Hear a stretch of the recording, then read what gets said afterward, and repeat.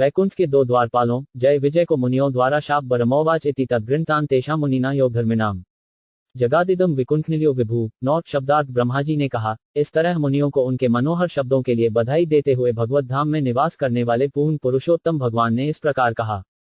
श्री भगवान उवाच एतौ तो पार्षदी महाजयो विजय एवं चर कदर्थीकृत्य मां यद्दो बहक्रातामतिक्रमम। दो शब्दार्थ भगवान ने कहा, जय तथा विजय नामक मेरे इन परिचरों ने मेरी अवज्ञा करके आपके प्रति महान अपराध किया है। तात्पर्य, भगवत भक्त के चरणों पर अपराध करना एक भारी दोष है। यदि जीव वैकुंठलोक भी पहुंच जाए तो भी संभावना बनी रहती है कि वह अपराध करे, किंतु अंतर यही है कि जब वह वैकुंठ लोक में होता है और यदि संयोगवश वहां कोई अपराध करता भी है तो भगवान उसको बचा लेते हैं। भगवान तथा सेवक के बर्तावों की यही विशिष्टता है, जैसा कि जय तथा विजय से संबंधित प्रस्तुत घटना में देखा जाता है। यहाँ पर प्रयुक्त अतिक्रमय शब्द सूचित करता है कि भक्त का अपमान करते समय मनुष्य स्वयं भगवान की उपेक्षा कर देता है। द्वारपालों ने गलती से मुनियों को वैकुंठलोक में प्रवेश करने से रोका, किंतु क्योंकि वे भगवान की दिव्य सेवा में लगे थे, अतएव बड़े चढ़े भक्तों को आशा न थी कि वे विनष्ट हो सकते हैं। उस स्थान पर भगवान की उपस्थिति भक्तों के हृदयों को अत्यंत मोहक थी। भगवान समझ गए कि असली झंझट तो उनके चरण कमलों का मुनियों को न दिखना था, इसीलिए उन्होंने स्वयं चलकर उन्हें प्रसन्न करना चाहा। भगवान इतने दयालु हैं कि यदि भक्त को कोई अवरोध होता है तो वे स्थिति को इस तरह संभालते हैं कि भक्त को उनके चरण कमलों के दर्शन से विहीन नहीं होना पड़ता। हरिदास ठाकुर के जीवन में इसका अच्छा उदाहरण मिलता है। जब चैतन्य महाप्रभु जगन्नाथपुरी में रह रहे थे तो हरिदास ठाकुर, जो जन्मना मुसलमान थे, उनके साथ थे। हिंदू मंदिरों में, विशेष रूप से उन दिनों, केवल हिंदू को ही प्रवेश करने की अनुमति दी जाती थी। यद्यपि आचरण से हरिदास ठाकुर सर्वोच्च हिंदू थे तो भी वे अपने को मुसलमान मानते थे और उन्होंने मंदिर में प्रवेश नहीं किया। श्री चैतन्य महाप्रभु उनकी दीनता का समझ चुके थे और चूंकि वे मंदिर में दर्शन करने नहीं गए थे, अतः श्री चैतन्य महाप्रभु, जो जगन्नाथ जी से अभिन्न हैं, हरिदास ठाकुर के पास नित्य ही आते और उनके साथ बैठते थे। यहाँ पर श्रीमद्भागवत में भी हम भगवान के इसी आचरण को पाते हैं। उनके भक्तों को उनके चरण कमलों का दर्शन पाने से रोका गया था, किंतु भगवान उन्हीं चरण कमलों से चलकर उन्हें दखने आए जिसकी उन्हें कामना थी। ये बात भी महत्वपूर्ण है कि लक्ष्मी जी उनके साथ थीं। लक्ष्मी देवी सामान्य व्यक्तियों को नहीं दिखती, किंतु भगवान इतने कृपालु थे कि यद्यपि भक्तों ने ऐसे सम्मान को कामना नहीं की थी, तो भी वे लक्ष्मी जी के साथ उनके समक्ष प्रकट हुए। यस्त्वेत्योद्धृतो दंडो भवद्धिमाम नुव्रते स एवानुमतो 5 स्माभिर्मुनयो देवहिलनाथ। 3 शब्दार्थ है मुनियो, आप लोगों ने उन्हें जो दंड दिया है उसका मैं अनुमोदन करता हूँ, क्योंकि आप मेरे भक्त हैं। तथा प्रसाद्याम्यद्य ब्रह्म दैवम पर ही में तद्धीत्यात्मकृत मन्ये यत् स्वपुभिर्स्कृता। 4 मेरे लिए ब्राह्मण सर्वोच्च तथा सर्वाधिक प्रिय व्यक्ति है। मेरे सेवकों द्वारा दिखाया गया अनादर वास्तव में मेरे द्वारा प्रदर्शित हुआ है, क्योंकि वे द्वारपाल मेरे सेवक हैं। इसे मैं अपने द्वारा किया गया अपराध मानता हूँ, इसलिए मैं घटी हुई इस घटना के लिए आपके क्षमा चाहता हूँ। तात्पर्य, भगवान सदैव ब्राह्मणों तथा गौवों का पक्ष लेते हैं, इसीलिए गोब्राह्मण धिताय च कहा गया है। पूर्ण पुरुषोत्तम भगवान कृष्ण या विष्णु ब्राह्मणों के पूज्य देव भी हैं। वैदिक वामे में, ऋग्वेद के ककपंत्र में कहा गया है कि जो वास्तव में ब्राह्मण हैं, वे सदैव विष्णु के चरण कमलों की ओर ताकते हैं। तद विषयों परम पद सदा पश्यन्ति सूर्यः। जो लोग योग्य ब्राह्मण हैं, वे भगवान के विष्णु रूप की ही पूजा करते हैं, जिसका अर्थ कृष्ण, राम तथा विष्णु के समस्त अंश हैं। तथाकथित ब्राह्मण जो ब्राह्मण कुल में जन्म लेता है, किंतु वैष्णवों के विपरीत कार्य करता है, उसे ब्राह्मण नहीं माना जा सकता, क्योंकि ब्राह्मण का अर्थ है वैष्णव और वैष्णव का अर्थ है ब्राह्मण। जो भगवान का भक्त बन जाता है, वह भी ब्राह्मण है। सूत्र है ब्रह्म जानवीति ब्राह्मण। ब्राह्मण वह है जिसने ब्रह्म को समझ लिया है और वैष्णव वह है जिसने भगवान को समझ लिया है। ब्रह्म साक्षात्कार तो भगवान साक्षात्कार की शुरुआत है। जो भगवान को समझता है, वह परम के निर्विशेष रूप को भी जानता है, जो कि ब्रह्म है। अतः जो व्यक्ति वैष्णव बनता है, वह पहले से ब्राह्मण होता है। ये ध्यान देना होगा कि भगवान द्वारा इस अध्याय में वर्णित ब्राह्मण की महिमाएं उनके भक्त ब्राह्मण या वैष्णव की द्योतक हैं। इससे कभी यह भ्रांति नहीं होनी चाहिए कि इस संदर्भ में तथाकथित ब्राह्मण का, जो कि ब्राह्मण परिवारों में उत्पन्न होते हैं, कनतु जिनमें कोई भी ब्राह्मण गुण नहीं पाए जाते, उल्लेख हुआ है। अनामानी च गुलनाती लोको भरित्य कृताक्षी। 5 साथुआद स्तकीति हंति त्वत्मिवाम। यह 5 शब्दार्थ। किसी सेवक द्वारा किए गए गलत कार्य से सामान्य तौर पर लोग उसके स्वामी को दोष देते हैं, जिस तरह शरीर के किसी भी अंग पर श्वेत कुष्ठ के धब्बे सारे चमड़ी को दूषित बना देते हैं। तात्पर्य, अतएव वैष्णव को पूरी तरह सुयोग्य होना चाहिए। जैसा कि भागवत में कहा गया है, जो कोई वैष्णव बन जाता है उसमें देवता के सारे सद्गुण आ जाते हैं। चैतन्य चरितामृत में 26 गुणों का उल्लेख हुआ है। एक भक्त को सदैव ये देखना चाहिए कि कृष्ण भावनामृत में प्रगति के साथ साथ उसके वैष्णव गुणों में वृद्धि हो। भक्त को दोषरहित रहना चाहिए, क्योंकि भक्त द्वारा किया गया कोई अपराध भगवान पर दाग है। भक्त का कर्तव्य है कि अन्यों के साथ अपने बर्तावों में, विशेष रूप से भगवान के अन्य भक्त के साथ अपने बर्तावों में, सदैव सचेत रहे। यस्थामृताम्ल्यश श्रवणावगाह सद्यः पुनाति जगदाश्चद्विकुंठः। सो 5 हम भवद्भय उपलब्ध सुतीर्थ कीर्ति शिक्षा स्वबाहुम पिव प्रतिकूल वृत्तिम 6 शब्दार्थ। संपूर्ण संसार में कोई भी व्यक्ति, यहाँ तक कि चंडाल भी जो कुत्ते का मांस पकाकर और खाकर जीता है, वह भी तुरंत शुद्ध हो जाता है यदि वह मेरे नाम, यश आदि के गुणगान रूपी अमृत में कान से सुनते हुए स्नान करता है। अब आप लोगों ने निश्चित रूप से मेरा साक्षात्कार कर लिया है, अतएव मैं अपनी ही भुजा को काटकर अलग करने में तनिक संकोच नहीं करूंगा, यदि इसका आचरण आपके प्रतिकूल लगे। तात्पर्य, यदि मानव समाज के सदस्य कृष्ण भावनामृत स्वीकार कर लें तो उसका वास्तविक शुद्धिकरण हो सकता है। सारे वैदिक वाङ्मय में इसका स्पष्ट उल्लेख है। जो भी निष्ठापूर्वक कृष्ण भावनामृत ग्रहण करता है, वह सद्व्यवहार में उन्नत न होने पर भी शुद्ध हो जाता है। भक्त का चयन मानव समाज के किसी भी वर्ग से किया जा सकता है, यद्यपि यह आशा नहीं को जाती कि समाज के सारे अंगों के सारे लोग अच्छे व्यवहार वाले हैं। जैसा कि इस श्लोक में तथा भगवद गीता में कई स्थानों पर कहा गया है कि यदि कोई ब्राह्मण कुल में जन्म न भी ले या यदि वह चंडालों के परिवार में भी जन्म ले, किंतु यदि वह केवल कृष्ण भावनामृत को ग्रहण करता है तो वह तुरंत शुद्ध हो जाता है। भगवद गीता 9.30-32 में स्पष्ट कहा गया है कि चाहे मनुष्य सुंदर आचरण का न हो, किंतु यदि वह केवल कृष्ण भावनामृत को ग्रहण करता है तो वह साधु स्वभाव वाला व्यक्ति समझा जाता है। जब तक कोई व्यक्ति इस भौतिक जगत में है, तब तक अन्यों के साथ बर्ताव में उसके दो विभिन्न संबंध रहते हैं, एक तो शरीर से संबंधित और दूसरा आत्मा से संबंधित। जहां तक शारीरिक मामलों या सामाजिक कार्यों का संबंध है, यद्यपि मनुष्य आध्यात्मिक स्तर पर शुद्ध होता है, किंतु कभी कभी देखा जाता है कि वह शारीरिक संबंधों के परिप्रेक्ष्य में कार्य करता है। यदि चंडाल परिवार में उत्पन्न भक्त कभी कभी अपने स्वभावगत कार्य करता देखा जाता है, तो उसे चंडाल नहीं समझा जाना चाहिए। दूसरे शब्दों में, वैश्यंत्र का मूल्यांकन उसके शरीर के आधार पर नहीं किया जाना चाहिए। शास्त्र कहते हैं कि मंदिर के अर्चा विग्रह को कभी कोई काष्ठ या पत्थर का बना हुआ न समझे, न ही कोई यह सोचे कि निम्न जाति से आने वाला व्यक्ति जिसने कृष्ण भावनामृत स्वीकार कर लिया है अब भी उसी निम्न जाति का है। ऐसे विचारों का निषेध है, क्योंकि जो भी कृष्ण भावनामृत ग्रहण करता है वह पूर्णतया शुद्ध समझा जाता है। कम से कम वह शुद्धि की प्रक्रिया में लगा हुआ होता है, और यदि वह कृष्ण भावनामृत के सिद्धांत पर दृढ़ रहता है तो वह शीघ्र ही पूरी तरह से शुद्ध हो जाएगा। निष्कर्ष यह निकला कि यदि कोई गंभीरता के साथ कृष्ण भावनामृत को ग्रहण करता है तो वह पहले से शुद्ध हुआ माना जाता है और कृष्ण उसे सभी प्रकार से सुरक्षा प्रदान करने के लिए तैयार रहते हैं। यहाँ पर भगवान विश्वास दिलाते हैं कि वे अपने भक्त को सुरक्षा प्रदान करने के लिए तैयार रहते हैं, चाहे उन्हें अपने ही शरीर के एक अंग को काट फेंकने को आवश्यकता क्यों न पड़े। यत्सेव्य चरण पद्म पवित्रेणुन सद्यः क्षताखिलमल प्रतिलब्धशीलम न श्रीविरक्मपि मां विजहाति यस्या प्रेक्षालवार्थ इत्रे नियमान वहंति 7 शब्दार्थ। भगवान ने आगे कहा, चूंकि मैं अपने भक्तों का सहायक हूँ, इसलिए मेरे चरण कमल इतने पवित्र बन चुके हैं कि वे तुरंत ही सारे पापों को धो डालते हैं, और मुझे ऐसा स्वभाव प्राप्त हो चुका है कि देवी लक्ष्मी मुझे छोड़ती नहीं। यद्यपि उसके प्रति मेरा कोई लगाव नहीं है और अन्य लोग उसके सौंदर्य की प्रशंसा करते हैं तथा उसकी रंचमात्र कृपा पाने के लिए भी पवित्र व्रत रखते हैं। तात्पर्य, भगवान तथा उनके भक्त के मध्य का संबंध दिव्य सुंदर है। जिस तरह भक्त सोचता है कि भगवत भक्त होने से वह समस्त गुणों में समुन्नत है, उसी तरह भगवान भी सोचते हैं कि सेवक के प्रति उनकी भक्ति के कारण ही उनकी सारी दिव्य महिमाएं बढ़ गई हैं। दूसरे शब्दों में, जिस तरह भक्त भगवान की सेवा करने के लिए सदैव उत्सुक रहता है, उसी तरह भगवान भक्त की सेवा करने के लिए सदैव उत्सुक रहते हैं। यहाँ पर भगवान ये स्वीकार करते हैं कि यद्यपि उनमें निश्चित रूप से ऐसा गुण है कि जिस किसी को उनके चरण कमलों की धूल का कण भी प्राप्त हो जाता है वह तुरंत ही महापुरुष बन जाता है, किंतु यह महानता अपने भक्त के लिए उनके स्नेह के कारण है। इसी स्नेह के कारण लक्ष्मी जी उन्हें छोड़ती नहीं, और एक नहीं हजारों लक्ष्मियां उनकी सेवा में लगी रहती हैं।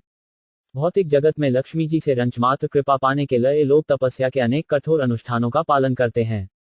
भगवान भक्त को किसी भी असुविधा को सहन नहीं कर पाते, इसीलिए वे भक्तवत्सल के रूप में विख्यात हैं। नाह तथा जी यजमान विरविताने एचोद्धुतलूत मदनहुद्भुर्मुखेन यद्वाहमंस्य मुक्तश्चर 5 नुघासम तुष्यत मय्यवहितर्निच कर्मपाक 8 शब्दार्थ। यज्ञाग्नि में, जो मेरे ही निजी मुखों में से एक है, यज्ञकर्ताओं के द्वारा डाली गई आहतियों में मुझे उतना स्वाद नहीं मिलता जितना कि घी से सिक्त उन व्यंजनों से जो उन ब्राह्मणों के मुख में अर्पित किए जाते हैं जिन्होंने अपने कर्मों के फल मुझे अर्पित कर दिए हैं और जो मेरे प्रसाद से सदैव तुष्ट रहते हैं। तात्पर्य, भगवत भक्त या वैष्णव भगवान को अर्पित किए बिना कोई वस्तु ग्रहण नहीं करता। चूंकि वैष्णव अपने सारे कर्मफल भगवान को अर्पित कर देता है, अतः वह किसी ऐसी खाद्य वस्तु का आस्वादन नहीं करता जो पहले भगवान को अर्पित न की गई हो। भगवान भी अपने को अर्पित सारे खाद्य पदार्थों को वैष्णवों के मखों में देकर आस्वादन करते हैं। इस श्लोक से स्पष्ट है कि भगवान यज्ञाग्नि तथा ब्राह्मण के मुख के माध्यम से भोजन करते हैं। अतः भगवान को तुष्ट करने के लिए यज्ञ में अनेक वस्तुएं अन्न, घी आदि अर्पित की जाती हैं। भगवान ब्राह्मणों तथा भक्तों से यज्ञ की भेंट स्वीकार करते हैं। अन्यत्र यह कहा गया है कि ब्राह्मणों तथा वैष्णवों को खाने के लिए जो कुछ अर्पित किया जाता है उसे भगवान भी स्वीकार करते हैं, किंतु यहाँ पर यह कहा गया है कि वे ब्राह्मणों तथा वैष्णवों के मुखों की भेंटों को और अधिक स्वाद से स्वीकार करते हैं। इसका सर्वोत्तम उदाहरण हरिदास ठाकुर के साथ अद्वैत प्रभु के बर्तावों में पाया जाता है। यद्यपि हरिदास मुसलमान परिवार में जन्मे थे, किंतु अद्वैत प्रभु ने पवित्र अग्नि उत्सव संपन्न करने के बाद प्रसाद की पहली थाली उन्हें ही भेंट की थी। हरिदास ठाकुर ने उन्हें बतलाया कि मैं मुसलमान परिवार में पैदा हुआ हूं, तो आप पहली थाली किसी उच्च ब्राह्मण को भेंट न करके एक मुसलमान को क्यों प्रदान कर रहे हैं। हरिदास ने अपनी विनयशीलतावश ही अपने को मुसलमान कहकर भर्त्सना की, किंतु अनुभवी भक्त होने के कारण अद्वैत प्रभु ने उन्हें असली ब्राह्मण माना। अद्वैत प्रभु ने कहा कि हरिदास ठाकुर को पहली थाली भेंट करके वे 1 लाख ब्राह्मणों को खिलाने का फल प्राप्त कर रहे हैं। निष्कर्ष यह निकला कि यदि कोई एक ब्राह्मण या वैष्णव को खिला सकता है, तो ये लाखों यज्ञ करने से अच्छा है। इसीलिए इस युग में संस्तुति की गई है कि हरे नाम अर्थात भगवान के पवित्र नाम का कीर्तन करना तथा वैष्णवों को प्रसन्न करना ही मनुष्य को आध्यात्मिक जीवन तक ऊपर उठाने के एकमात्र साधन है। येषां बिभर्म्यहं खंडविकुंचयोग माया विभूतिर्मलार्घिरज किरीटयः विप्रांस्तु को न विषहेत यदर्हनाम्ब सद्य पुनाति सहचंद्रललामलोकांत नौ शब्दार्थ मैं अपनी अबाधित अंतरंगा शक्ति का स्वामी हूँ तथा गंगा जल मेरे पांवों को धोने से निकलता हुआ जल है। वही जल जिसे शिवजी अपने सिर पर धारण किए हुए हैं, उनको तथा तीनों लोकों को पवित्र करता है। यदि मैं वैष्णव के पैरों की धूल को अपने सिर पर धारण करूं, तो मुझे ऐसा करने से कौन मना करेगा। तात्पर्य भगवान की अंतरंगा तथा बहिरंगा शक्तियों में अंतर यह है कि अंतरंगा शक्ति में अथवा आध्यात्मिक जगत में सभी ऐश्वर्य अविचल रहते हैं, जबकि बहिरंगा अथवा भौतिक शक्ति में सारे ऐश्वर्य नश्वर अभिव्यक्ति होते हैं। भगवान की श्रेष्ठता आध्यात्मिक तथा भौतिक दोनों ही जगतों में समान होती है, किंतु आध्यात्मिक जगत भगवत्री साम्राज्य कहलाता है और भौतिक जगत माया का साम्राज्य कहलाता है। माया द योतक है उसकी जब वास्तव में तथ्य नहीं है। भौतिक जगत का ऐश्वर्य प्रतिबिंबित ऐश्वर्य होता है। भगवद गीता में कहा गया है कि यह भौतिक जगत उस वृक्ष को तरह है जिसकी जड़ें ऊपर की ओर तथा शाखाएं नीचे की ओर होती हैं। इसका अर्थ ये हुआ कि भौतिक जगत आध्यात्मिक जगत की छाया है। असली ऐश्वर्य तो आध्यात्मिक जगत में रहता है। आध्यात्मिक जगत के अधिष्ठाता देव स्वयं भगवान हैं, जबकि भौतिक जगत में अनेक स्वामी हैं।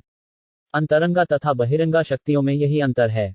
भगवान कहते हैं कि यद्यपि वे ही अंतरंगा शक्ति के प्रधान कारण हैं और यद्यपि भौतिक जगत उनके पाद प्रक्षालित जल से पवित्र बनता है, तो भी उनके मन में ब्राह्मण तथा वैष्णव के प्रति सर्वाधिक आदर रहता है। जब भगवान स्वयं ही वैष्णव तथा ब्राह्मण को इतना आदर प्रदान करते हैं, तो फिर इन पुरुषों को ऐसा आदर प्रदान करने से कौन इनकार कर सकता है।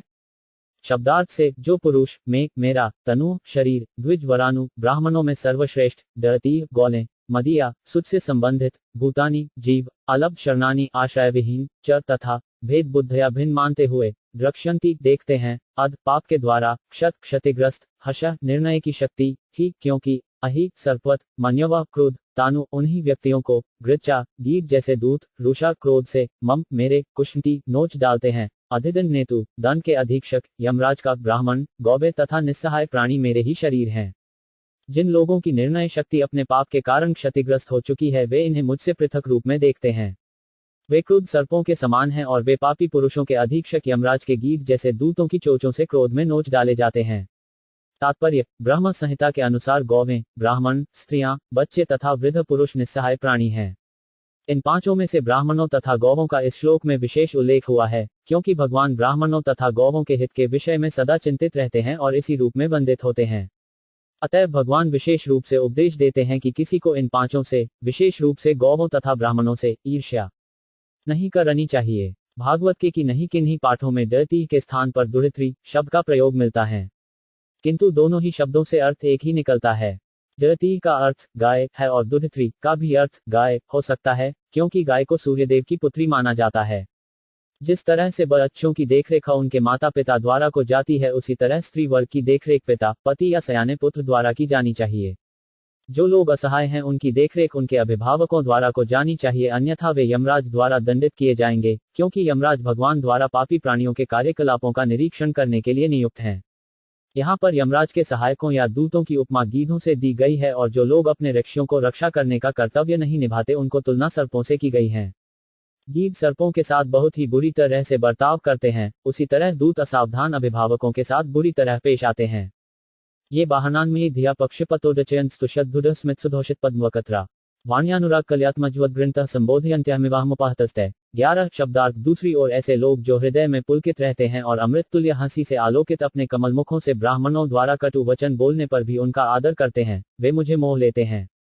वे ब्राह्मणों को मुझ जैसा ही मानते हैं और प्रियवचनों से उनकी प्रशंसा करके उन्हें उसी तरह शांत करते हैं जिस तरह पुत्र अपने क्रुद्ध पिता को प्रसन्न करता है, या मैं तुम लोगों को शांत कर रहा हूं।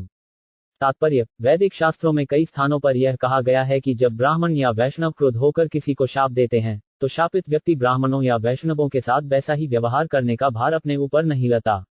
इसके अनेकों उदाहरण हैं। उदाहरणार्थ, जब कुबेर के पुत्रों को नारद मुनि ने शाप दिया तो उन्होंने उसी कठोर रीति से बदला नहीं लेना चाहा, अपितु आत्मसमर्पण कर दिया। यहाँ भी जब जय और विजय 4 कुमारों से शापित किए गए तो वे उनसे कटु रीति से पेश नहीं आए, अपितु उन्होंने आत्मसमर्पण कर दिया। ब्राह्मणों तथा वैष्णवों के साथ बर्ताव करने की यही विधि होनी चाहिए। कभी कभी ब्राह्मण द्वारा उत्पन्न की गई गंभीर स्थिति का सामना करना पड़ सकता है, किंतु उसके साथ वैसा ही व्यवहार न करके हंसकर तथा मृदु व्यवहार द्वारा उसे शांत करने का प्रयास करना चाहिए। ब्राह्मणों तथा वैष्णवों को नारायण का पार्थिव प्रतिनिधि मानना चाहिए। आजकल कुछ मूर्ख व्यक्तियों ने दरिद्रगाज्ञान शब्द गढ़ लिया है, जिससे ये सचित होता है कि दरिद्र व्यक्ति को नारायण का प्रतिनिधि स्वीकार करना चाहिए। किंतु वैदिक वामे में हम ये कहीं नहीं पाते कि दरिद्र व्यक्तियों को नारायण का प्रतिनिधि माना जाए। निस्संदेह जो अलभशरण या असुरक्षित हैं का यहाँ पर उल्लेख है, किंतु शास्त्रों से इस पद की परिभाषा स्पष्ट है। दरिद्र व्यक्ति को असुरक्षित नहीं होना चाहिए, लेकिन ब्राह्मण को विशेष रूप से नारायण का प्रतिनिधि माना जाना चाहिए और उन्हीं नारायण के समान उनकी पूजा की जानी चाहिए। इसका विशेष उल्लेख है कि ब्राह्मण को शांत करने के लिए कमल जैसा मुख होना चाहिए। कमल जैसा मुख तब दिखता है जब मनुष्य प्रेम तथा वात्सल्य से अलंकृत हो। इस संबंध में पुत्र पर पिता को क्रोध होने तथा पुत्र द्वारा हंसीले तथा मधुर शब्दों से पिता को शनत करने का उदाहरण अत्यंत उपयुक्त है। तन्मे स्वभर्तुरवसाय मलक्षमाणो युष्मद्व्यतिक्रमगति प्रतिपठ्या सहा भूयो मम्रांतिकमिता तदनुग्रहो में यत्कल्पताम चिरतो भरित्योर विवास। 12 शब्दार्थ। मेरे इन सेवकों ने अपने स्वामी के मनोभाव को न जानते हुए आपके प्रति अपराध किया है, इसलिए मैं इसे अपने प्रति किया गया अनुग्रह मानूंगा यदि आप यह आदेश दें कि वे मेरे पास शीघ्र ही लौट आएं तथा मेरे धाम से उनका निर्वासन काल शीघ्र ही समाप्त हो जाए। तात्पर्य: इस कथन से हम समझ सकते हैं कि भगवान अपने सेवकों को बैकुंठ वापस लाने के लिए कितने चिंतित हैं। इसलिए ये घटना सिद्ध करती है कि जो लोग एक बार बैकुंठ में प्रविष्ट हो चुके हैं, वे कभी नीचे नहीं गिर सकते। जय तथा विजय का मामला पतन का नहीं है, ये तो मात्र एक घटना है। ऐसे भक्तों को जल्द से जल्द वैकुंठ वापस लाने के लिए भगवान सदैव चिंतित रहते हैं। ये कल्पना करनी होगी कि भगवान तथा भक्तों के मध्य किसी प्रकार को भ्रांति की संभावना नहीं रहती, किंतु जब एक भक्त तथा दूसरे भक्त के बीच कोई विभेद या व्यवधान आता है, तो भक्त को परिणाम भोगना पड़ता है, यद्यपि यह कष्ट क्षणिक होता है। भगवान अपने भक्तों पर इतने दयालु हैं कि उन्होंने द्वारपालों के अपराध का सारा भार अपने ऊपर ले लिया और मुनियों से प्रार्थना की कि वे उन्हें ऐसी सुविधाएं प्रदान करें जिससे वे जल्दी से जल्दी वैकुंठ वापस आ सकें। वह्योवाच अथ तस्योष्टि देवी मृषिकुल्या सरस्वतीं नास्वाद्य मन्युदष्ठाना तेषात्मा पितृष्यत्। 93 शब्दार्थ। ब्रह्मा ने आगे कहा, यद्यपि मुनियों को क्रोध रूपी सर्प ने डस लिया था, किंतु उनकी आत्माएं भगवान की उस मनोहर तथा तेजपूर्ण वाणी को सुनकर अघई नहीं थी जो वैदिक मंत्रों की श्रृंखला के समान थी। सती व्यादाय शृण्वन्तो लघवी गुरुवर्ध भवराम विगायगात गंभीरा न विदुस्तचिकीर्षितम। 14 शब्दार्थ। भगवान की उत्कृष्ट वाणी इसके गहन आशय तथा इसके अत्यधिक गहन महत्व के कारण समझी जाने में कठिन थी। मुनियों ने उसे कान खोलकर सुना तथा उस पर मनन भी किया, किंतु सुनकर भी वे यह नहीं समझ पाए कि भगवान क्या करना चाह रहे हैं। तात्पर्य: ये समझना चाहिए कि बोलने में भगवान से कोई पार नहीं पा सकता। परम पुरुष तथा उनकी वाणी में कोई अंतर नहीं है, क्योंकि वे परम पद पर स्थित हैं। मुनियों ने भगवान के होठों से निःसूत शब्दों को कान खोलकर सुनने समझने का प्रयास किया, किंतु मुनिगण ठीक से समझ न पाए कि वे क्या कह रहे हैं, यद्यपि उनकी वाणी अति संक्षिप्त तथा अर्थपूर्ण थी। वे वाणी का तात्पर्य तक नहीं समझ पाए कि वे क्या कहना चाह रहे हैं। नहीं वे ये समझ सके कि भगवान उन पर क्रुद्ध हैं या प्रसन्न हैं। ते योगमायाब्द पारमेच्य महोदयम प्रोचु प्राज्वल्यो विप्रा प्रहष्टा क्षुभितत्वच। 957 शब्दार्थ। तो भी चारों ब्राह्मण मुनि उन्हें देखकर अति प्रसन्न थे और उन्होंने अपने संपूर्ण शरीरों में रोमांच का अनुभव किया। तब उन भगवान से जिन्होंने अपनी योगमाया से परम पुरुष की बहुमुखी महिमा को प्रकट किया था, वे इस प्रकार बोले। तात्पर्य: चारों मुनि भगवान के समक्ष पहली बार बोलने में उलझन सी अनुभव कर रहे थे और अतीव हर्ष के कारण उन्हें रोमांच हो आया। भौतिक जगत का सर्वोच्च ऐश्वर्य पारमेश्य कहलाता है, जो कि ब्रह्मा का ऐश्वर्य है। किंतु इस भौतिक जगत के सर्वोच्च लोक में रहने वाले ब्रह्मा का वह भौतिक ऐश्वर्य भगवान के ऐश्वर्य की बराबरी नहीं कर सकता, क्योंकि आध्यात्मिक जगत में दिव्य ऐश्वर्य योग गाया द्वारा उत्पन्न होता है, जबकि भौतिक जगत में यह ऐश्वर्य महामाया द्वारा उत्पन्न होता है। ऋषय ऊचु न वयम भगवन विद्यस्तव देव चिकीर्पितम कुतो में अनुग्रहनेति यदध्यक्ष। प्रभाष से 96 शब्दार्थ ऋषियों ने कहा, हे भगवान, हम यह नहीं जान पा रहे कि आप हमारे लिए क्या करना चाहते हैं, क्योंकि आप सबों के परम शासक होते हुए भी हमारे पक्ष में बोल रहे हैं मानो हमने आपके साथ कोई अच्छाई की हो। तात्पर्य, मुनिगण ये जान गए कि पुरुषोत्तम भगवान, जो सबों के ऊपर हैं, इस तरह बोल रहे हैं मानो उनसे कोई गलती हो गई हो। अतएव उनके लिए भगवान के शब्दों को समझ पाना कठिन हो रहा था, किंतु वे ये समझ गए कि भगवान ऐसे विनीत स्वर में इसलिए बोल रहे हैं जिससे वे अपना सर्वदया में अनुग्रह उन्हें दिखा सकें। ब्राह्मण्यस्य पर दैवम ब्राह्मणा किलते प्रभो विप्राणा देवदेवाना भगवानात्मदैवत्म सत्रह। हे प्रभु, आप ब्राह्मण संस्कृति के परम निदेशक हैं। ब्राह्मणों को सर्वोच्च पद पर आपके द्वारा माना जाना अन्यों को शिक्षा देने के लिए आपका उदाहरण है। वस्तुतः आप न केवल देवताओं के लिए अपितु ब्राह्मणों के लिए भी परम पूज्य विग्रह हैं। तात्पर्य, ब्रह्म संहिता में स्पष्ट कहा गया है कि भगवान समस्त कारणों के कारण हैं। निस्संदेह देवता तो अनेक हैं, किंतु उनमें प्रधान ब्रह्मा तथा शिव हैं। भगवान विष्णु ब्रह्मा तथा शिव के प्रभु हैं, तो इस भौतिक जगत में ब्राह्मणों के विषय में क्या कहा जाए? जैसा कि भगवद गीता में कहा गया है, भगवान ब्राह्मण संस्कृति या इंद्रियों तथा मन के नियंत्रण, स्वच्छता, सहिष्णुता, शास्त्रों में श्रद्धा तथा सैद्धांतिक एवं व्यवहारिक ज्ञान के गुणों के अनुसार संपन्न सारे कार्यों के प्रति अत्यधिक अनुकूल रहते हैं। भगवान सबों के परमात्मा हैं। भगवद गीता में कहा गया है कि भगवान समस्त उद्भवों के स्रोत हैं और इस तरह वे ब्रह्मा तथा शिव के भी स्रोत हैं। त्वत् सनातनो थ धर्मो रक्ष्यते तनुभित्वा धर्मस्य परमो गुह्यो निर्विकारो भवान्तः 18 शब्दार्थ। आप सारे जीवों की शाश्वत वृत्ति के स्रोत हैं और भगवान के नाना स्वरूपों द्वारा आपने सदैव धर्म की रक्षा की है।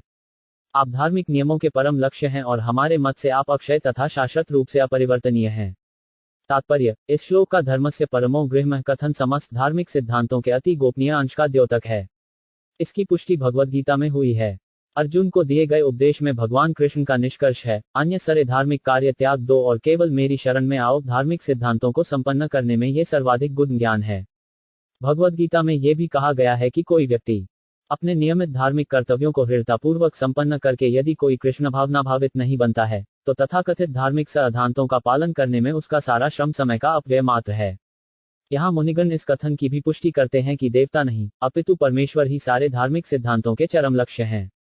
ऐसे अनेक मूर्ख विज्ञापन करता है जो ये कहते हैं कि देवताओं की पूजा भी परम लक्ष्य तक पहुंचने की विधि है, किंतु श्रीमद्भागवत तथा भगवद गीता के प्रामाणिक कथनों में इसे स्वीकार नहीं किया गया है। भगवद गीता कहती है कि जो व्यक्ति किसी विशेष देवता की पूजा करता है वह उस देवता के लोक पहुंच सकता है, किंतु जो पुरुषोत्तम भगवान की पूजा करता है वह वैकुंठ में प्रवेश कर सकता है। कुछ विज्ञापनकर्ता कहते हैं कि कोई चाहे जो कुछ करता रहे अंततः वह भगवत धाम पहुंचेगा ही, किंतु यह वैध नहीं है। भगवान शाश्वत हैं और भगवान का सेवक शाश्वत होता है तथा भगवान का धाम भी शाश्वत है। इन सबों को यहाँ पर सनातन या शाश्वत कहा गया है। इसलिए भक्ति का फल उतना अस्थायी नहीं है जितना कि देवताओं की पूजा करने से स्वर्गलोक को प्राप्ति है। मुनिगण इस बात पर बल देना चाह रहे थे कि यद्यपि भगवान अपनी अहेतुकी कृपा से ये कहते हैं कि वे ब्राह्मणों तथा वैष्णवों की पूजा करते हैं, किंतु वस्तुतः भगवान न केवल ब्राह्मणों तथा वैष्णवों द्वारा पूजित हैं, अपितु देवताओं द्वारा भी पूजित हैं। तरत्ति हाग्यसा मृत्युन्निवृत्ता यदनुग्रह योगिन स भवान की स्विद्नुगृहोत यत्परे। 19 शब्दार्थ भगवान की कृपा से योगीजन तथा अध्यात्मवादी समस्त भौतिक इच्छाओं को छोड़कर अज्ञान को पार कर जाते हैं। इसलिए ये संभव नहीं कि कोई परमेश्वर पर अनुग्रह कर सके। तात्पर्य, जब तक किसी पर परमेश्वर की कृपा नहीं होती तब तक वह बार बार होने वाले जन्म तथा मृत्यु के अज्ञान सागर को पार नहीं कर सकता। यहाँ ये कहा गया है कि योगीजन या अध्यात्मवादी लोग भगवान की कृपा से अज्ञान सागर को पार कर जाते हैं। योगी कई प्रकार के हैं, यथा कर्मकोई, ज्ञानयोगी, ध्यानयोगी तथा भक्ति योगी। कर्मीजन तो विशेष रूप से देवताओं की कृपा की खर्च करते हैं, ज्ञानीजन परब्रह्म से एकाकार हो जाना चाहते हैं तथा योगीजन भगवान परमात्मा की आंशिक झलक मात्र से और अनंत में उनसे एकत्व प्राप्त करने से तुष्ट हो जाते हैं। किंतु भक्तगण तो पूर्ण पुरुषोत्तम भगवान का शाश्वत सान्निध्य पाना और उनकी सेवा करना चाहते हैं। ये पहले ही माना जा चुका है कि भगवान शाश्वत हैं और जो लोग परमेश्वर का निरंतर अनुग्रह चाहते हैं वे भी शाश्वत हैं। इसलिए यहाँ पर योगियों का अर्थ भक्त है। भगवत कृपा से भक्त गण जन्म तथा मृत्यु के अज्ञान को सरलता से पार कर सकते हैं और भगवान के नित्य धाम को प्राप्त कर सकते हैं। इसलिए भगवान को अन्य की कृपा की आवश्यकता नहीं रहती, क्योंकि कोई न तो उनके तुल्य है, न ही उनसे बढ़कर है। वस्तुतः अपने मानव उद्देश्य की सफल जानकारी के लिए सबों को भगवान की कृपा की आवश्यकता पड़ती है। यम व विभूति रूपयात्यनुवैलमन्यायर्थार्थी स्वशीर्षा धृत्पादरेणु धन्यार्पिताय प्रितुलसी नवदाम धाम न लोकमत धुव्रतपतेरिव काम्याना 20 शब्दार्थ। जिनके चरणों की धूल अन्य लोग अपने शिरों पर धारण करते हैं, वही लक्ष्मी देवी आपकी पूर्व निर्धारित सेवा में रहती हैं, क्योंकि वे उन भौरों के राजा के धाम में स्थान सुरक्षित करने के लिए उत्सुक रहती हैं, जो आपके चरणों पर किसी धन्य भक्त के द्वारा अर्पित तुलसी दलों की ताजी माला पर मंडराता है। तात्पर्य, जैसा कि पहले वर्णन किया जा चुका है, भगवान के चरण कमलों पर चढ़ाए जाने के कारण तुलसी को सर्वश्रेष्ठतम गुण मिले हैं। यहाँ पर प्रयुक्त उपमा अति उत्तम है। जिस तरह भौरों का राजा भगवान के चरण कमलों पर अर्पित तुलसी दलों पर मंडराता रहता है, उसी प्रकार लक्ष्मी जी, जिनकी तलाश देवताओं, ब्राह्मणों, वैष्णवों तथा अन्य सबों को रहती है, भगवान के चरण कमलों की सेवा में सदैव ही लगी रहती हैं। निष्कर्ष ये है कि कोई व्यक्ति भगवान का उपकारी नहीं हो सकता। वस्तुत प्रत्येक व्यक्ति भगवान दास का दास है। यस्ता विविक्त चरितैर्नुवर्तमाना नात्याद्रियत परम भागवत प्रसिद्ध सत्व द्विजानुपत्र पुण्यरज पुनीत श्रीवत्सलेक्ष्म किमगा भगभाजनस्त्वम 21 शब्दार्थ है। प्रभु, आप अपने शुद्ध भक्तों के कार्यों के प्रति अत्यधिक अनुरक्त रहते हैं, फिर भी आप उन लक्ष्मी जी से कभी अनुरक्त नहीं रहते जो निरंतर आपकी दिव्य प्रेमाभक्ति में लगी रहती हैं। अतएव आप उस पद की धूल द्वारा कैसे शुद्ध हो सकते हैं जिन पर ब्राह्मण चलते हैं, और अपने वक्षस्थल पर श्रीवत्स चिन्ह के द्वारा आप किस तरह महिमामंडित या भाग्यशाली बन सकते हैं? तात्पर्य, ब्रह्म संहिता में कहा गया है कि भगवान अपने वैकुंठ लोक में लाखों लक्ष्मियों द्वारा सदैव सेवित होते हैं, किंतु समस्त ऐश्वर्यों से विरक्त रहने की भावना से वे उनमें से किसी के प्रति भी अनुरक्त नहीं होते। भगवान के 6 ऐश्वर्य हैं: असीम संपत्ति, असीम यश, असीम बल, असीम सौंदर्य, असीम ज्ञान तथा असीम त्याग। सारे देवता तथा अन्य जीव लक्ष्मी जी की कृपा पाने के लिए उनकी पूजा करते हैं, फिर भी भगवान उन लक्ष्मी जी के प्रति अनुरक्त नहीं रहते, क्योंकि अपनी दिव्य सेवा कराने के लिए वे असंख्य लक्ष्मियों को उत्पन्न कर सकते हैं।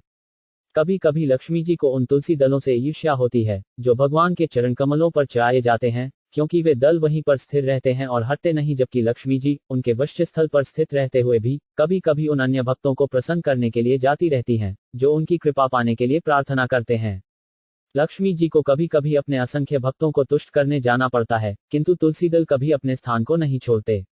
इसीलिए भगवान लक्ष्मी जी की सेवा की अपेक्षा तुलसी की सेवा को अधिक चाहते हैं। इसलिए जब भगवान ये कहते हैं कि ब्राह्मणों की अहेतुकी कृपा से ही लक्ष्मी जी उन्हें नहीं छोड़ती, तो हम ये समझ सकते हैं कि लक्ष्मी जी भगवान के ऐश्वर्य से आकृष्ट होती हैं, उन पर ब्राह्मणों के आशीर्वादों के कारण नहीं। भगवान अपने ऐश्वर्य के लिए किसी की कृपा पर आश्रित नहीं है, वे सदैव आत्माराम हैं। भगवान का ये कथन कि उनका ऐश्वर्य ब्राह्मणों तथा वैष्णवों के आशीष के कारण है, अन्य लोगों को ये शिक्षा देने के लिए है कि वे ब्राह्मणों तथा वैष्णवों का आदर करें जो भगवान के ही भक्त होते हैं। धर्मस्य तेत्रिभिः स्वः पदीक्षराचरमिदं द्विजदेवतार्थम नून भूत तद्भिघाति रजस्तमशन सतवन्नो वर्दया तनुवा निरस्य 22 शब्दार्थ है। प्रभु, आप साक्षात धर्म हैं, अतः आप तीनों युगों में अपने को प्रकट करते हैं और इस तरह इस ब्रह्मांड की रक्षा करते हैं जिसमें चर तथा अचर प्राणी रहते हैं। आप शुद्ध सत्व रूप तथा समस्त आशादों को प्रदान करने वाली कृपा से देवताओं तथा द्विजों के रजो तथा तमो गुणों को भगा दें। तात्पर्य, इस श्लोक में भगवान को कृयुग, सत्य, द्वापर तथा त्रेता इन तीनों युगों में प्रकट होने वाला कहा गया है। चतुर्थ युग अथवा कलियुग में उनके प्रकट होने का यहाँ उल्लेख नहीं हुआ। वैदिक वामे में वर्णन हुआ है कि वे कलियुग में छतन अवतार के रूप में आते हैं, किंतु प्रकट अवतार के रूप में नहीं आते। किंतु अन्य युगों में भगवान प्रकट अवतार होते हैं, इसीलिए उन्हें कृयुग कहकर संबोधित किया गया है। श्रीधर स्वामी ने कृयुग का वर्णन इस प्रकार किया है: युग का अर्थ है जोड़ा तथा त्रिका अर्थ है 3। भगवान अपने 6 ऐश्वर्यों के द्वारा 3 जोड़ों या ऐश्वर्य के 3 जोड़ों के रूप में प्रकट होते हैं। इस तरह उन्हें कृयुग के रूप में संबोधित किया जा सकता है। भगवान धार्मिक सिद्धांतों के साक्षात रूप हैं। 3 युगों में धार्मिक सिद्धांतों की रक्षा 3 प्रकार की आध्यात्मिक संस्कृति के द्वारा की जाती है, जिनके नाम हैं तप, शौच तथा दया। इस तरह से भी भगवान त्रियुग कहलाते हैं। कलियुग में आध्यात्मिक संस्कृति की ये 3 आवश्यक अनिवार्यताएं अनुपस्थित सी रहती हैं, किंतु भगवान इतने दयालु हैं कि कलियुग के इन तीनों आध्यात्मिक गुणों से रहित होने पर भी वे आते हैं और श्री चैतन्य महाप्रभु के रूप में क्षण अवतार के तौर पर इस युग के लोगों को रक्षा करते हैं। श्री चैतन्य महाप्रभु क्षण अवतार कहलाते हैं। यद्यपि वे स्वयं कृष्ण हैं, किंतु वे कृष्ण के भक्त रूप में अपने को प्रस्तुत करते हैं, साक्षात कृष्ण रूप में नहीं। इसलिए भक्तगण श्री चैतन्य महाप्रभु से प्रार्थना करते हैं कि वे इस युग की सर्वाधिक प्रमुख संपत्तियों, रजों तथा तमो गुणों को दूर कर दें। कृष्ण भावनामृत आंदोलन में मनुष्य श्री चैतन्य द्वारा प्रवर्तित भगवान के नाम हरे कृष्ण का कीर्तन करके रजो तथा तमो गुणों को अपने से दूर कर सकता है। चारों कुमार रजो तथा तमो गुणों में अपनी स्थिति से ज्ञात थे, क्योंकि बैकुंठ में होते हुए भी उन्होंने भगवान के भक्तों को शाप देना चाहा। चूंकि उन्हें अपनी दुर्बलता का भान था, अतः उन्होंने अपने में शेष रजो तथा तमो गुणों को दूर करने के लिए भगवान से प्रार्थना की। 3 दिव्य गुण शौच, तप तथा दया 5 द्विजों तथा देवताओं के गुण हैं। जो सतोगुण में स्थित नहीं है, वे आध्यात्मिक संस्कृति के इन 3 सिद्धांतों को स्वीकार नहीं कर सकते। इसलिए कृष्ण भावनामृत आंदोलन के लिए 3 पाप कर्म हैं जिनकी मनाही की जाती है। ये हैं अवैध यौन, मादक द्रव्य सेवन तथा कृष्ण को अर्पित प्रसाद के अतिरिक्त अन्य भोजन खाना। ये तीनों निषेध तपस्या, शौच तथा दया के सिद्धांतों पर आधारित हैं। भक्तगण दयालु होते हैं, क्योंकि वे दीन पशुओं को नहीं मारते, तथा स्वच्छ रहते हैं, क्योंकि वे अवांछित खाद्य पदार्थों तथा अवांछित आदतों के कल्मश से मुक्त रहते हैं। तपस्या का प्रतिनिधित्व नियंत्रित यौन जीवन द्वारा किया जाता है। चारों कुमारों की प्रार्थनाओं द्वारा इंगित किए गए इन सिद्धांतों का पालन उन भक्तों द्वारा किया जाना चाहिए जो कृष्ण भावनामृत में लगे हुए हैं। न त्वं द्विजोत्मकुल यदि हात्मगोप गोप्ता वृष स्वैनेन ससुनुतेन तहो नक्षयति शिवस्तव देव पंधा लोको 5 ग्राम हदीशत शब्स्य ही तत्प्रमाणम 23 शब्दार्थ है प्रभु, आप सर्वोच्च द्विजों के रक्षक हैं। यदि आप पूजा तथा मृदु वचनों को अर्पित करके उनकी रक्षा न करें तो निश्चित है कि पूजा का शुभ मार्ग उन सामान्य जनों द्वारा परित्यक्त कर दिया जाएगा जो आपके बल तथा प्रभुत्व पर कर्म करते हैं। तात्पर्य, भगवद्गीता में स्वयं भगवान ने कहा है कि महापुरुषों के कार्यों तथा चरित्र का अनुसरण सामान्य जनों द्वारा किया जाता है। इसीलिए समाज में आदर्श चरित्र वाले नायकों की आवश्यकता पड़ती है। कृष्ण अर्थात पूर्ण पुरुषोत्तम भगवान इस जगत में पूर्ण प्रभुत्व का दृष्टांत प्रस्तुत करने के लिए ही प्रकट हुए और लोगों को उसी मार्ग का अनुसरण करना होता है।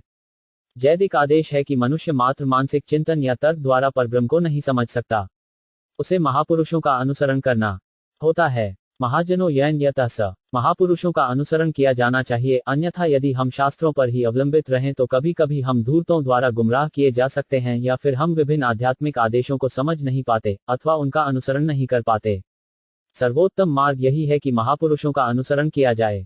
चारों ब्राह्मण मुनियों ने कहा कि कृष्ण स्वभावत गौवों तथा ब्राह्मणों के रक्षक हैं, यो ब्राह्मण हिताय च।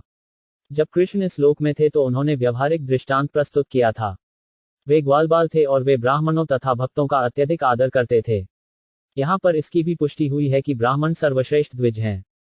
ब्राह्मण, क्षत्रिय तथा वैश्य तीनों ही द्विज हैं, किंतु इनमें से ब्राह्मण सर्वश्रेष्ठ हैं। जब 2 व्यक्तियों में झगड़ा होता है तो हर व्यक्ति अपने शरीर के ऊपरी भाग, सिर, बाहें तथा उदर की रक्षा करता है। इसी तरह मानव सभ्यता की असली प्रगति में सामाजिक शरीर के सर्वोत्तम भाग यथा ब्राह्मणों, क्षत्रियों तथा तैश्यों को विशेष सुरक्षा प्रदान को जानी चाहिए। श्रमिकों को सुरक्षा की उपेक्षा नहीं को जानी चाहिए, किंतु उच्च जातियों को विशेष सुरक्षा दी जानी चाहिए। मनुष्यों के सारे वर्गों में ब्राह्मणों तथा वैष्णवों को विशेष सुरक्षा प्रदान की जानी चाहिए, उनकी पूजा की जानी चाहिए। जब उनकी रक्षा को जाती है तो यह ईश्वर के पूजन जैसा होता है।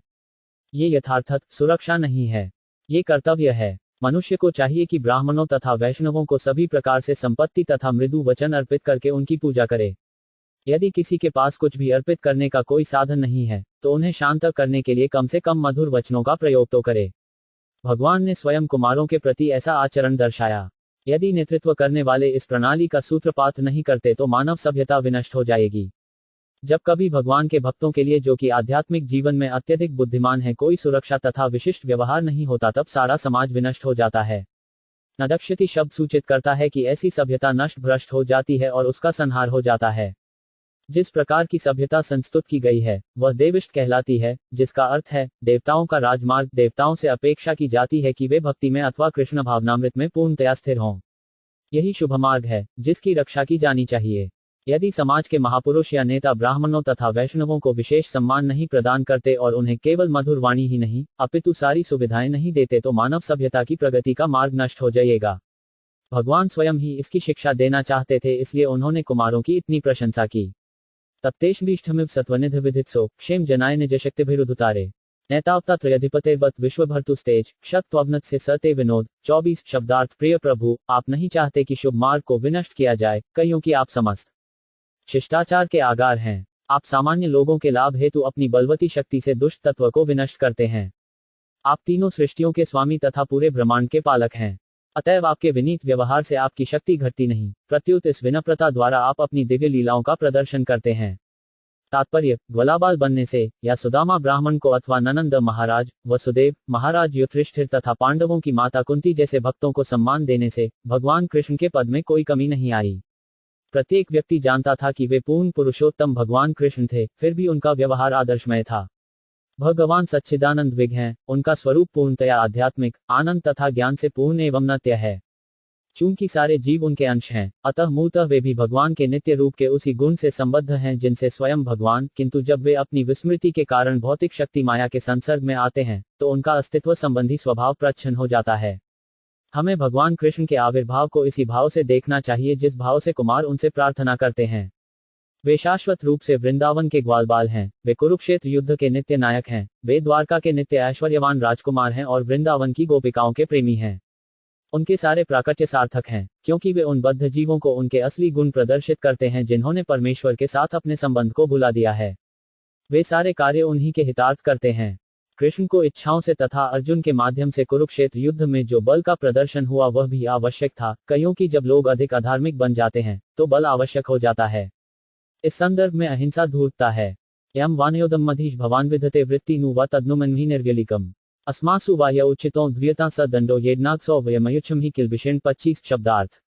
हे प्रभु, आप इन दोनों निर्दोष व्यक्तियों को या हमें भी जो दंड देना चाहेंगे उसे हम बिना द्वैत के स्वीकार करेंगे।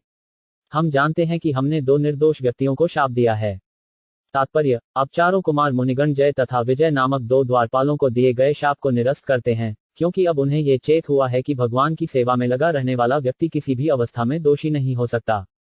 ये कहा गया है कि जिसे भी भगवान की सेवा में अंतर्निहित श्रद्धा हो या जो वास्तव में दिव्य प्रेमाभक्ति में लगा हुआ हो उसमें देवताओं के सारे सद्गुण होते हैं। अतः भक्त कभी भी दोषी नहीं हो सकता।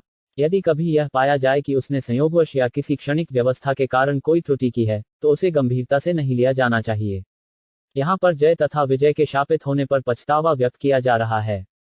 अब कुमारगण अपनी स्थिति को रजो तथा तमो गुणों के रूप में सोच रहे हैं और वे भगवान द्वारा दिए जाने वाले किसी भी प्रकार के दंड को स्वीकार करने के लिए तैयार हैं।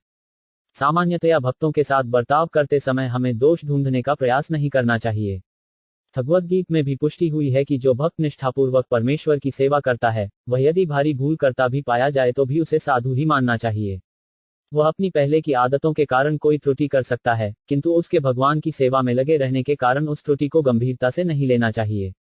श्री भगवानुवाच एतौ सुरेतर्गति प्रतिपद्य सद्य संरंभसं वृत्समाध्यनुबध योगो भूय सकाशमृपयास्यत आशु यो वह शापो मयैव निमित्तद्वेत विप्राह 26 शब्दार्थ। भगवान ने उत्तर दिया, हे ब्राह्मणों, ये जान लो कि तुमने उनको जो दंड दिया है वह मूलतः मेरे द्वारा निश्चित किया गया था, अतः वे आसुरी परिवार में जन्म लेने के लिए पतित होंगे। किंतु वे क्रोध द्वारा वर्धित मानसिक एकाग्रता द्वारा मेरे विचार में मुझसे हत्यापूर्वक संयुक्त होंगे और श्राद्धग्रही मेरे पास लौट आएंगे।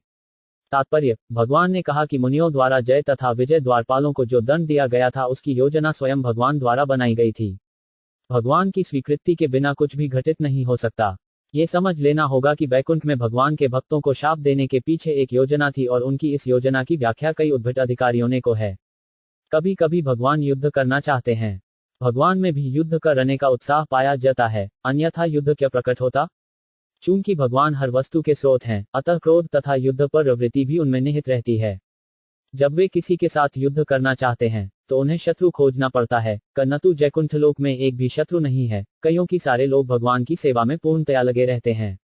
इसीलिए कभी कभी वे अपना युद्ध में उत्साह प्रकट करने हेतु इस भौतिक जगत में अवतार रूप में आते हैं। भगवद गीता 4.8 में भी कहा गया है कि भगवान भक्तों को सुरक्षा प्रदान करने तथा अभक्तों का विनाश करने के लिए ही प्रकट होते हैं। अभक्तगण भौतिक जगत में पाए जाते हैं, आध्यात्मिक जगत में नहीं। अतः जब भगवान युद्ध करना चाहते हैं तो उन्हें इस जगत में आना पड़ता है। किंतु परम प्रभु से युद्ध न करेगा, कोई भी उनसे युद्ध करने में सक्षम नहीं है। इसलिए क्योंकि इस जगत में भगवान की लीलाएं अपने संगियों के ही साथ संपन्न की जाती हैं, अन्यों के साथ नहीं, अतः उन्हें ऐसा भक्त ढूंढना पड़ता है जो शत्रु का अभिनय कर सके। भगवद गीता में अर्जुन से भगवान कहते हैं, हे अर्जुन, तुम तथा मैं दोनों ही इस जगत में कई बार प्रकट हो चुके हैं, किंतु तुम इसे भूल गए हो जबकि मुझे स्मरण है। इस तरह भगवान ने जय तथा विजय से भौतिक जगत में युद्ध करने के लिए उन्हें चुना और यही कारण था कि मुनिगण उन्हें देखने के लिए आए थे और संयोगवश द्वारपालों को शाप दे दिया गया। भगवान चाहते थे कि वे दोनों भौतिक जगत में भेजे जाएं, सदा के लिए नहीं बल्कि थोड़े समय के लिए। अतएव जिस तरह कोई व्यक्ति रंगमंच पर मंच के स्वामी के साथ शत्रु का अभिनय करता है, यद्यपि यह नाटक थोड़े समय के लिए होता है और सेवक तथा स्वामी के मध्य स्थायी शत्रुता नहीं रहती, उसी तरह झुर्जनों भक्तगणों को असुरजन या नास्तिक परिवार में जाने के लिए मुनियों द्वारा शाप दिया गया था। कोई भक्त नास्तिक परिवार में जाए, यह आश्चर्यजनक है, किंतु है केवल दिखावा। छठम युद्ध समाप्त करने के बाद भक्त तथा भगवान दोनों पुनः आध्यात्मिक लोकों में मिल जाते हैं। यहाँ पर इसकी स्पष्ट व्याख्या की गई है। निष्कर्ष यह है कि कोई वैकुंठ लोक से कभी पतित नहीं होता, क्योंकि यह नित्य धाम है। किंतु भगवान की इच्छानुसार भक्तगण इस जगत में उपदेशकों या नास्तिकों के रूप में आते हैं। हमें ये समझ लेना चाहिए कि प्रत्येक घटना के पीछे भगवान की योजना रहती है। उदाहरणार्थ, भगवान बुद्ध अवतार थे, फिर भी उन्होंने नास्तिकता का उपदेश दिया। ईश्वर नहीं है, किंतु वास्तव में इसके पीछे एक योजना थी जिसकी भागवत में व्याख्या की गई है। बर्ह्योवाच अथ मुनयो हृष्लाननानंद भाजनम वैकुंठम तदधिष्ठान विकुंठम चर स्वयं प्रभम 27 शब्दार्थ। ब्रह्मा जी ने कहा, वैकुंठ के स्वामी पूर्ण पुरुषोत्तम भगवान को आत्मज्योतित वैकुंठ लोक में देखने के बाद मुनियों ने वह दिव्य धाम छोड़ दिया। तात्पर्य, जैसा कि भगवद गीता में कहा गया है और इस श्लोक में पुष्टि की गई है, भगवान का दिव्य धाम स्वयं प्रकाशमान है। भगवद गीता में कहा गया है कि आध्यात्मिक जगत में सूर्य, चंद्रमा या बिजली की आवश्यकता नहीं पड़ती। ये कथन सूचित करता है कि सारे लोग स्वतः प्रकाशित, आत्मनिर्भर तथा स्वतंत्र हैं। वहां पर प्रत्येक वस्तु पूर्ण होती है। भगवान कृष्ण कहते हैं कि जो एक बार वैकुंठ लोक चला जाता है, वह कभी नहीं लौटता। वैकुंठ लोक के निवासी भौतिक जगत में कभी वापस नहीं आते, किंतु जय तथा विजय की घटना भिन्न प्रकार की थी। वे कुछ काल के लिए भौतिक जगत में आए और तब वैकुंठ लोक में लौट गए। भगवत्तम परिक्रम्य प्रणिप्त्यानुमान्यक्ष प्रतिजग्मु प्रमुत्ता शंसंतो वैष्णवी अयम 28 शब्दार्थ। मुनियों ने भगवान की प्रदक्षिणा की, उन्हें नमस्कार किया तथा दिव्य वैष्णव ऐश्वर्य को जान लेने पर वे अत्यधिक हर्षित होकर लौट आए। तात्पर्य, अब भी हिंदू मंदिरों में भगवान को प्रदक्षिणा करने की सम्मानीय प्रथा है। विशेष रूप से वैष्णव मंदिरों में अर्वा विग्रह को नमस्कार करने तथा मंदिर की कम से कम 3 बार परिक्रमा करने की व्यवस्था रहती है। भगवान नुगावा ह्यात्मा भेष्टमस्तु शम ब्रह्मतेज समर्थोष्पी हंतु नेच्छ मत्तु में 29 शब्दार्थ। तब भगवान ने अपने सेवकों जय तथा विजय से कहा, इस स्थान से चले जाओ, किंतु डरो मत। तुम लोगों की जय हो। यद्यपि मैं ब्राह्मणों के शाप को निरस्त कर सकता हूं, किंतु मैं ऐसा करूंगा नहीं। प्रत्युत इसे मेरा समर्थन प्राप्त है। तात्पर्य, जैसा कि श्लोक 26 के संबंध में बतलाया गया है, जितनी भी घटना घटी है उन्हें भगवान का समर्थन प्राप्त था। सामान्यतया इसकी संभावना नहीं थी कि चारों मुनि द्वारपालों पर इतना क्रोध होते। न ही भगवान अपने 2 द्वारपालों की उपेक्षा कर सकते थे, न वैकुंठ में एक बार जन्म लेकर कोई वहां से वापस आ सकता है। इसलिए ये सारी की सारी घटनाएं भौतिक जगत में अपनी लीलाओं के हेतु स्वयं भगवान द्वारा अभिकल्पित थीं। इस तरह वे साफ साफ कहते हैं कि यह उनकी सहमति से किया गया है। अन्यथा केवल ब्राह्मण शाप के कारण वैकुंठ के वासियों का इस भौतिक जगत में वापस आना असंभव होता। भगवान ने इन तथाकथित दोषियों को विशेष रूप से आशीर्वाद दिया, तुम लोगों को जय हो। भगवान जिसे एक बार स्वीकार कर लेते हैं वह भक्त कभी पतित नहीं होता। यही इस घटना का निष्कर्ष है। एतत्पुरैव निर्दिष्ट रमया क्रुधया यदा पुरापारिता द्वारी विशंति मयुपार्ते 30 शब्दार्थ। वैकुंठ से यह प्रस्थान लक्ष्मी जी ने पहले ही बतला दिया था। वे खुद थी, क्योंकि जब उन्होंने मेष धाम छोड़ा और वे फिर लौटी तो तुमने उन्हें द्वार पर रोक लिया जबकि मैं सो रहा था। मथी संरंभयोगेन नितीर्य ब्रह्मेलनम प्रत्येषितम निकाशम में कालिनाल पियसा पुनः 31 शब्दार्थ। भगवान ने जय तथा विजय नामक दोनों वैकुंठवासियों को आश्वस्त किया, क्रोध में योगाभ्यास द्वारा तुम ब्राह्मणों की अवज्ञा करने के पाप से मुक्त हो जाओगे और अत्यल्प अवधि में मेरे पास वापस आ जाओगे। तात्पर्य, भगवान ने जय तथा विजय नामक 9 द्वारपालों को यह सलाह दी कि क्रोध में भक्ति योग के अभ्यास के बल पर वे ब्राह्मण शाप से मुक्त हो जाएंगे। श्री मध्व मुनि ने इस संदर्भ में टिप्पणी की है कि भक्ति योग का अभ्यास करने से मनुष्य सारे पापों से मुक्त हो सकता है, यहाँ तक कि ब्रह्मशाप अर्थात ब्राह्मण द्वारा दिया गया शाप जिसका किसी अन्य साधन से निवारण नहीं किया जा सकता, भक्ति योग द्वारा निवारित हो सकता है। मनुष्य भक्ति योग का अभ्यास कई रसों में कर सकता है। रस 12 हैं, 5 प्राथमिक तथा 7 गौण। 5 प्रमुख रसों से प्रत्यक्ष भक्ति योग की रचना होती है, किंतु 7 गौण रस अप्रत्यक्ष होकर भी भक्ति योग के ही अंतर्गत गिने जाते हैं, यदि उनका प्रयोग भगवान की सेवा में किया जाए। दूसरे शब्दों में, भक्ति योग में सभी सम्मिलित हैं। यदि कोई किसी तरह से पुरुषोत्तम भगवान के प्रति आसक्त हो जाता है, तो वह भक्ति योग में लग जाता है, जैसा कि श्रीमद्भागवत 10.29.15 में वर्णन हुआ है। काम क्रोध भयम। गोपियां काम संबंध में भक्ति योग द्वारा कृष्ण के प्रति आकृष्ट थीं। इसी तरह कंस अपनी मृत्यु के भय के कारण भक्ति योग के प्रति आसक्त था। इस तरह भक्ति योग इतना शक्तिशाली है कि भगवान का शत्रु बनने तथा सदैव उनके विषय में सोचने पर अतिशीघ्र मनुष्य का उद्धार हो सकता है। कहा गया है, विष्णु भक्त सीतो दैवासुरस्तद विपर्य। यह विष्णु के भक्त देवता कहलाते हैं जबकि अभक्त गण असुर कहलाते हैं, किंतु भक्ति योग इतना शक्तिशाली है कि सुर तथा असुर दोनों ही इससे लाभ उठा सकते हैं, यदि वे भगवान का सदैव चिंतन करें। भक्ति योग का मूल सिद्धांत है परमेश्वर के विषय में निरंतर चिंतन करना। भगवद गीता 18.60 में भगवान कहते हैं, मन मना भव मद भक्त, सदैव मेरा चिंतन करो। चाहे कोई जिस तरह से चिंतन करे इससे कोई अंतर नहीं पड़ता, भगवान का चिंतन करना ही भक्ति योग का मूल सिद्धांत है। भौतिक लोकों में पाप कर्मों की विभिन्न कोटियां हैं जिनमें से ब्राह्मण या वैष्णव का अनादर करना सबसे अधिक पापपूर्ण है। यहाँ पर स्पष्ट कहा गया है कि मनुष्य इस गंभीर पाप से भी मात्र विष्णु का चिंतन करके, वह भी अनुकूल रीति से नहीं, अपितु क्रोध में करके, छुटकारा पा सकता है। इस तरह जो अभक्तगण सदैव विष्णु का चिंतन करते हैं, वे भी सारे पाप कर्मों से मुक्त हो जाते हैं। कृष्ण वनामृत सर्वोच्च प्रकार की सोच है। इस युग में भगवान विष्णु का चिंतन हरे कृष्ण कृष्ण कृष्ण हरे हरे, हरे राम राम राम हरे हरे कीर्तन द्वारा किया जाता है। भागवत के कथनों से ऐसा लगता है कि यदि कोई कृष्ण का चिंतन शत्रु के रूप में भी करता है, तो यह विशेष योग्यता विष्णु या कृष्ण का चिंतन उसके सारे पापों को धो डालता है। द्वास्थावादिश्य भगवान विम्न श्रेणिभूषणम सर्वातिशया लक्ष्म्या 32 शब्दार्थ।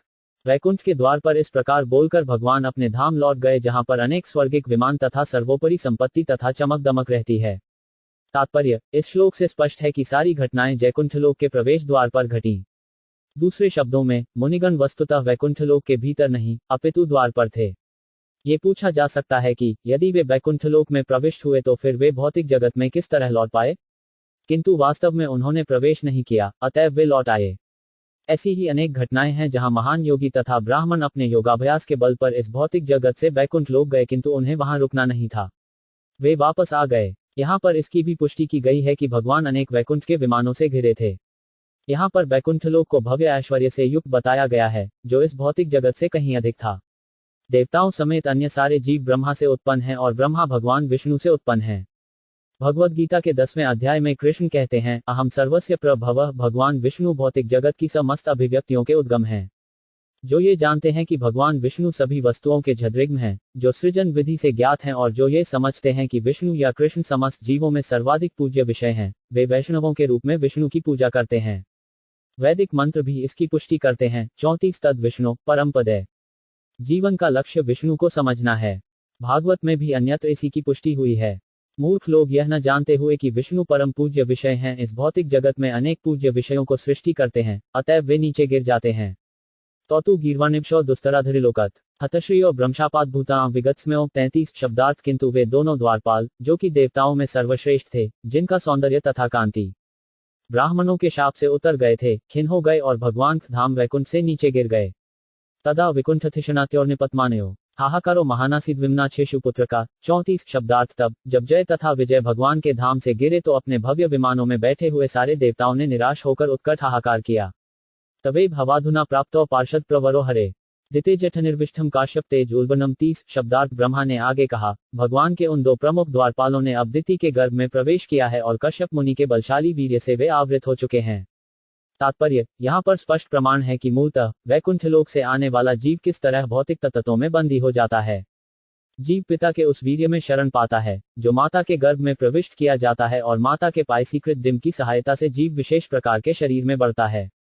इस संदर्भ में यह स्मरण रखना होगा कि कश्यप मुनि का मन तब व्यवस्थित नहीं था जब उन्होंने हिरण्याक्ष तथा हिरण्यकशिपु नामक दोनों पुत्रों का गर्भाधान किया। अतएव उनका जो वीर्य स्खलित हुआ वह एक साथ अतीव शक्तिशाली एवं क्रोध के गुण से मिश्रित था। इससे यह निष्कर्ष निकलता है कि शिशु का गर्भाधान करते समय मन को धीर तथा भक्तिमय रखना चाहिए। इस कार्य के लिए वैदिक शास्त्रों में गर्भाधान संस्कार की संस्तुति की जाती है। यदि पिता का मन संयत नहीं होता तो स्खलित हुआ वीर्य बहुत अच्छा नहीं होगा। इस तरह पिता तथा माता से उत्पन्न पदार्थ के भीतर लिपटा हुआ जीव हिरण्याक्ष तथा हिरण्यकशिपु जैसा आसुरी होगा। गर्भाधान की परिस्थितियों का सावधानी के साथ अध्ययन करना चाहिए। यह अतिमहान विज्ञान है। तयो सूर्योदय तेजसा यमयो ही वह आशाचित तेज एत ही भगवान विदित सती 36 शब्दार्थ। यह इन जुड़वे असुरों का तेज है, जिसने तुम सबों को विचलित किया है, क्योंकि इसने तुम्हारी शक्ति को कम कर दिया है। किंतु मेरी शक्ति में कोई इसका उपचार नहीं है, क्योंकि भगवान स्वयं ही यह सब करना चाहते हैं। तात्पर्य, यद्यपि हिरण्यकशिपु तथा हिरण्याक्ष, जो पहले जय तथा विजय थे, असुर बने, किंतु इस जगत के देवता उन्हें नियंत्रित नहीं कर सके। अतएव ब्रह्मा ने कहा कि न तो वे, न ही सारे देवता उनके द्वारा किए जा रहे उपद्रवों का शमन कर सकते थे। वे इस जगत में भगवान के आदेश से आए थे और वे ही ऐसे उत्पातों का शमन कर सकते थे।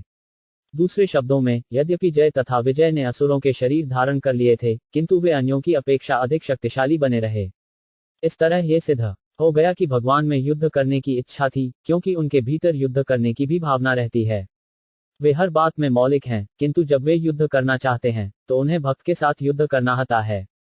इसलिए उनकी इच्छा से ही जय तथा विजय को कुमारों द्वारा शापित होना पड़ा। भगवान ने द्वारपालों को भौतिक जगत में जाकर अपने शत्रु बनने का आदेश दिया जिससे वे उनसे युद्ध कर सकें। इस तरह युद्ध करने की उनकी इच्छा की तुष्टि उनके निजी भक्तों की सेवा द्वारा हो सकेगी। ब्रह्मा ने देवताओं को दिखलाया कि अंधकार के द्वारा उत्पन्न स्थिति जिसके कारण वे सभी विचलित थे परमेश्वर की इच्छा थी। वे ये दिखा देना चाहते थे कि यद्यपि ये दोनों अनुचर असुरों के रूप में आ रहे थे, वे अत्यंत शक्तिशाली थे, देवताओं से भी बढ़कर जो उनको नियंत्रित नहीं कर सके, कोई भी परमेश्वर के कार्यों का पार नहीं पा सकता। देवताओं को यह भी सलाह दी गई है कि इस घटना का निवारण करने का प्रयास न करें, क्योंकि यह भगवान द्वारा आदेशित थी। इसी तरह कोई भी व्यक्ति जिसे इस जगत में कोई कार्य करने का, विशेष रूप से उनकी महिमा का प्रचार करने का आदेश दिया जाता है, उसका प्रतिकार कोई नहीं कर सकता। सभी परिस्थितियों में भगवान को इच्छा पूरी होकर रहती है। विश्वस्य यह स्थितिल्योधव हेतुरायो योगेश्वरैरपि दुरत्यवयोगमाया क्षेम विधास्यति स नो भगवांस्त्यधीशतत्रोस्मदीय विमृशन किया निहार्थ 37 शब्दार्थ है प्रिय पुत्रो, भगवान प्रकृति के तीनों गुणों के नियंता हैं और वे ब्रह्मांड की सृष्टि, पालन तथा संहार के लिए उत्तरदायी हैं। उनकी अद्भुत सृजनात्मक शक्ति योगमाया योगेश्वरों तक से आसानी से नहीं समझी जा सकती। सबसे प्राचीन पुरुष भगवान ही हमें बचा सकते हैं, किंतु इस विषय पर विचार विमर्श करने से हम उनकी ओर से और क्या कर सकते हैं। तात्पर्य, जब भगवान कोई व्यवस्था करते हैं तो उससे मनुष्य को विचलित नहीं होना चाहिए, भले ही उसकी गणना के अनुसार वह विपरीत क्यों न लगे। उदाहरणार्थ, कभी कभी हम देखते हैं कि कोई शक्तिशाली प्रचारक मार डाला जाता है या कभी कभी वह कष्ट में पड़ जाता है, जिस तरह हरिदास ठाकुर के साथ हुआ। वे एक महान भक्त थे जो इस भौतिक जगत में भगवान की महिमा का प्रचार करके भगवा को इच्छा को पूरा करने आए थे। कनतु हरिदास को 22 बाजारों में मारे पीटे जाकर काजी के हाथों से दंडित होना पड़ा। इसी तरह जीसस क्राइस्ट को क्रूस पर चढ़ाया गया तथा पर रहमत महाराज को अनेकांक यातनाओं से गुजरना पड़ा। कृष्ण के प्रत्यक्ष मित्र पांडवों ने अपना राज्य खो दिया, उनकी पत्नी अपमानित की गई और उन्हें अनेक कठिन यातनाएं उठानी पड़ी। इन पराजयों से भक्तों को प्रभावित होते देखकर मनुष्य को विचलित नहीं होना चाहिए। उसे केवल इतना समझ लेना चाहिए कि इन मामलों में अवश्य ही भगवान को कोई न कोई योजना होगी। भागवत का निष्कर्ष है कि शुद्ध भक्त ऐसी पराजयों से विचलता नहीं होता, वह विपरीत स्थितियों को भी भगवत कृपा के रूप में स्वीकार करता है। जो व्यक्ति विपरीत अवस्थाओं में भी भगवान की सेवा करता रहता है, वह आश्वस्त रहता है कि वह भगवत धाम या वैकुंठ लोकों का वापस जाएगा। ब्रह्मा जी ने देवताओं को आश्वस्त किया कि इस विषय में बात करने से कोई लाभ नहीं कि अंधकार को विचलित करने वाली स्थिति किस तरह घटित हो रही है, क्योंकि वास्तविकता तो ये थी कि इसका आदेश भगवान द्वारा दिया गया था। ब्रह्मा इसे जानते थे क्योंकि वे महान भक्त थे। वे भगवान की योजना को समझ सकते हैं। इस पर प्रकार श्रीमद् भागवत के 3 स्कंध के अंतर्गत बैकुंठ के 2 द्वारपालों जबय विजय को मुनियों द्वार शाप नामक 16वें अध्याय के भक्ति वेदांत तात्पर्य पूर्ण हुए।